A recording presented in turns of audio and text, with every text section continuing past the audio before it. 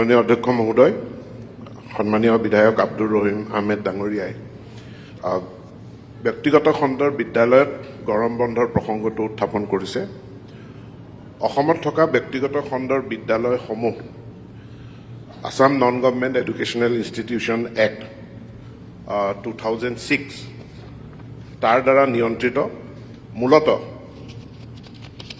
শিক্ষানুষ্ঠানসমূহত যিসমূহ আন্তঃগাঁথনি সা সুবিধা থাকিব লাগে আৰু তাৰ যি ফিজ আছে এই সম্পৰ্কে আইনখনত বিস্তৃত ইয়াত ৰেগুলেশ্যন আছে।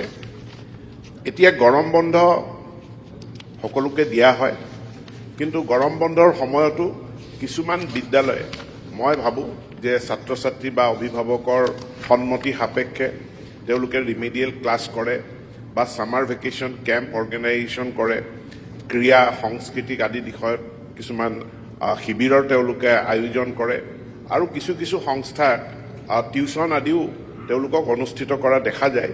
এইখিনি আমাৰ যি একাডেমিক কেলেণ্ডাৰ আছে, একাডেমিক কেলেণ্ডাৰৰ বাহিৰত স্বেচ্ছামূলক ৰাজহুৱা বা কমিউনিটি ইনিচিয়েটিভ হয়। কমিউনিটি ইনিচিয়েটিভ এইখিনিক আমি কোনো ধৰণে বাধা দিব নোৱাৰোঁ আৰু মই ভাবোঁ যে অভিভাৱক ছাত্ৰ ছাত্ৰীৰ সন্মতি সাপেক্ষে হয়।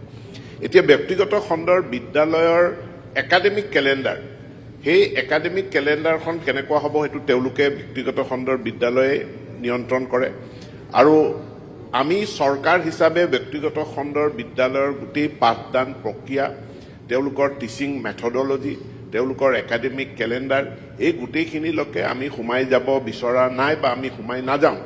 আমি মূলতঃ তাত যিখিনি আন্তঃগাঁথনি থাকিব লাগে বা যিখিনি এমেনিটিজ থাকিব লাগে এই সম্পৰ্কে চকু ৰাখোঁ। মাননীয় বিধায়কগৰাকীয়ে যে কেৱল গৰম বন্ধৰ সময়ত শ্ৰেণী চলাই থকাৰ কথাটোৱে অনা নাই, তাৰ লগতে যে আন্তঃগাঁথনিৰ নাটনি থকা বা অন্যান্য সা সুবিধা ফেচিলিটিজ এমেনিটিজ আদিৰ প্ৰসংগও তেখেতে উত্থাপন কৰিছে। মই মাননীয় বিধায়কগৰাকীৰ প্ৰতিশ্ৰুতি দিছোঁ যে আমি Assam non government educational institution এক্টখনৰ আওতাৰ ভিতৰত এই বিষয়খিনি আমি পৰীক্ষা কৰিম।